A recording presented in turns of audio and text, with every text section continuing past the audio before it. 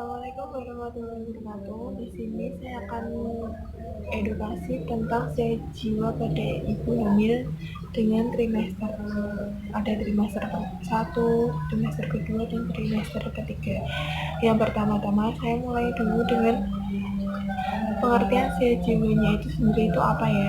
Sehat jiwa itu sendiri adalah perasaan sehat dan bahagia serta mampu mengatasi tantangan hidup, dapat menerima orang lain sebagaimana adanya serta mempunyai sikap positif terhadap diri sendiri dan orang lain. Nah, meliputi sebagai berikut: bagaimana perasaan Anda terhadap diri sendiri. Yang kedua ada bagaimana perasaan Anda terhadap orang lain. Yang ketiga ada bagaimana kemampuan Anda mengatasi persoalan hidup Anda sehari-hari. Nah, itu bagi ibu hamil yang sedang mengalami ya. Jadi ada 3 faktor, yaitu tentang diri sendiri, tentang orang lain, dan untuk menghadapi keseharian apa yang ibu alami sehari-hari. Selanjutnya, kesehatan jiwa itu sangat dipengaruhi proses tumbuh kembang yang dialami individu. Ada juga proses tumbuh kembang yang sehat menghasilkan kesehatan jiwa. Selanjutnya ada gangguan tumbuh kembang menjadi salah satu faktor predisposisi gangguan jiwa. Yang terakhir ada tumbuh kembang perlu difasilitasi sehingga menghasilkan kesehatan jiwa yang optimal. Nah, dari tujuan stimulasi pada ibu hamil itu sendiri ada 3. Yang pertama yaitu membantu mengatasi stres emosi, penyakit fisik, krisis tumbuh kembang atau penyesuaian sosial pada kelompok wanita hamil yang akan menjadi ibu, individu yang kehilangan dan penyakit terminal. Yang kedua ada mempertahankan homeostatis terhadap adanya perubahan yang tidak diperkirakan sebelumnya maupun kejadian yang terjadi secara bertahap. Yang terakhir ada membantu anggotanya mengatasi stres dalam kehidupan, berfokus pada disfungsi perasaan, pikiran, dan perilaku. Nah, dari perubahan psikologis itu sendiri, ibu hamil pasti akan mengalami. Yang pertama ada tergantung dari beberapa hal lain antara lingkungan di mana ibu berada. Dan selanjutnya ada pesan tentang kehamilan yang dikomunikasikan keluarga ibu sejak dia kecil, sosial dan kultural budaya di mana dia hidup dan dewasa. Yang terakhir ada apakah kehamilan datang pada saat yang tepat dalam kehidupannya.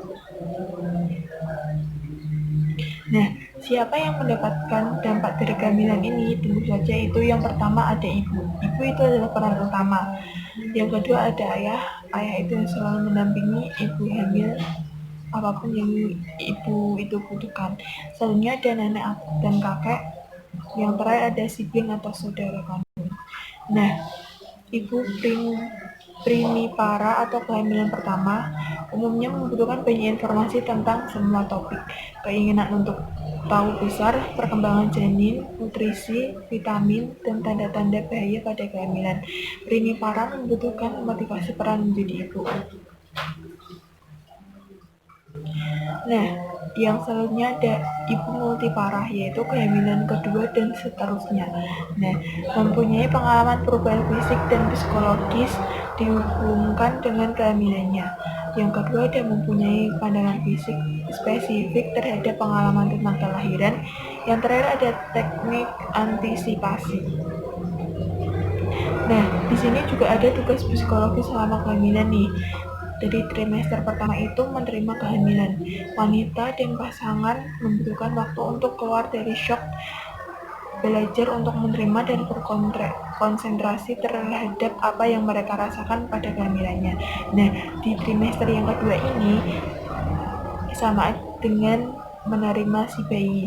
Wanita dan pasangan mencoba melalui perubahan emosi seperti narsisin dan introversion dan mulai membayangkan menjadi orang tua.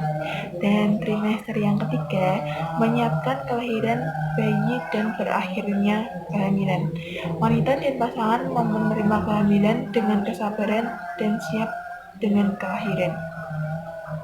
Nah, selanjutnya pengaruh kehamilan terhadap ibu dan pasangan. Untuk trimester yang pertama, peran ibu pasti merasa belum siap dan terlalu cepat. Tes kehamilan sederhana, healthcare visit.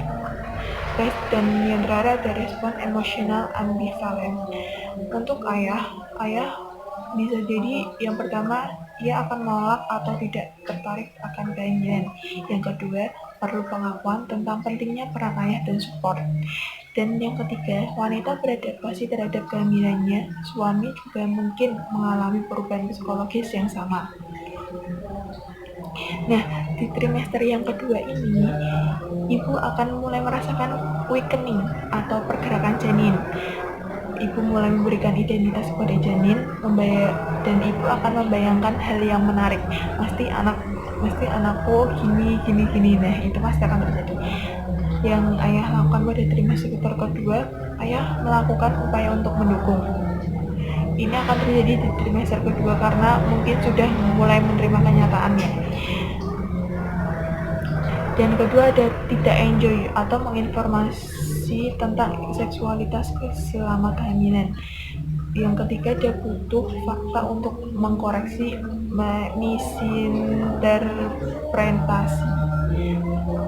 Nah, di trimester ketiga ini sendiri pasangan mulai aktif waist building, menyiapkan di mana bayi tidur, membeli pakaian bayi. Itu mungkin hal-hal terindah dengan pasangan, apalagi dengan awal perkawinan dan anak pertama. Pasti itu akan menjadi momen yang ini lucu. Jadi ya mungkin ini adalah suatu kebahagiaan lah untuk menyambut si didik bayi. Yang kedua adalah memilih nama. Nah, ini pasti ada keributan di antara satu pasangan.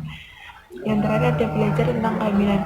Dan sebaiknya para suami bisa belajar tentang kehamilan dengan bagaimana dengan mengganti popok, terus memandikan si bayi, jadi itu bisa meringankan si istri. Nah, yang dapat mempengaruhi kondisi kejiwaan ibu hamil itu pertama ngidam. Yang kedua, ngidam itu secara fisik merupakan sinyal terhadap tubuh untuk memberikan asupan tertentu bagi pertumbuhan janin. Secara psikis, merupakan keinginan bumil untuk mendapatkan perhatian ekstra dari suami dan lingkungan. Yang kedua ada mual di pagi hari atau morning sickness. Biasanya pada hamil saat hamil muda 1-3 bulan, sehingga menjadi uring-uringan atau sensitif, tidak bersemangat dan mudah marah.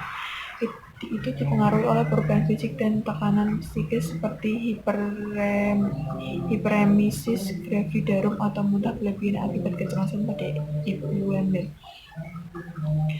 Terus ada hal yang ketiga, adanya mitos dari masyarakat, yaitu dipengaruhi oleh unsur sosial budaya dan menyebabkan ibu mengembangkan reaksi kecemasan terhadap cerita yang didengarkan sehingga dapat mengganggu emosi ibu. Yang keempat ada jenis kelamin anak. Yang kelima ada orang-orang di sekitar ibu hamil, suami, orang tua atau mertua, saudara, dan ipar dapat menjadi sumber gangguan emosional ibu hamil.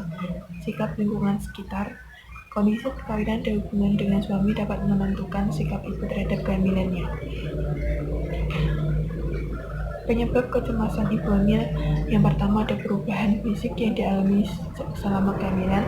Selanjutnya ada cemas akibat akan keguguran, kemudian khawatir terhadap perkembangan bayi dalam rahim. Yang keempat ada merasa terganggu dengan adanya kehamilan karena kegiatan menjadi seolah terhambat. Yang kelima ada merasa belum siap menjadi ibu atau orang tua. Selanjutnya ada mencemaskan kemampuan ekonomi yang akan berdampak pada perawatan dan pendidikan anak. Nah, ini banyak di kalangan masyarakat kecil yang memikirkan ini. Dan selanjutnya ada cemas bila bayinya meninggal ketika dilahirkan. Yang terakhir ada cemas bila bayinya cacat atau fisik mental. Cara mengatasi kecemasan dan stres pada ibu hamil itu sendiri, sebaiknya ada 5 cara, yaitu ibu sebaiknya berjalan santai dengan pijat, menaruh bantal pada leher, latihan bernapas teratur, terus latihan relaksasi sederhana.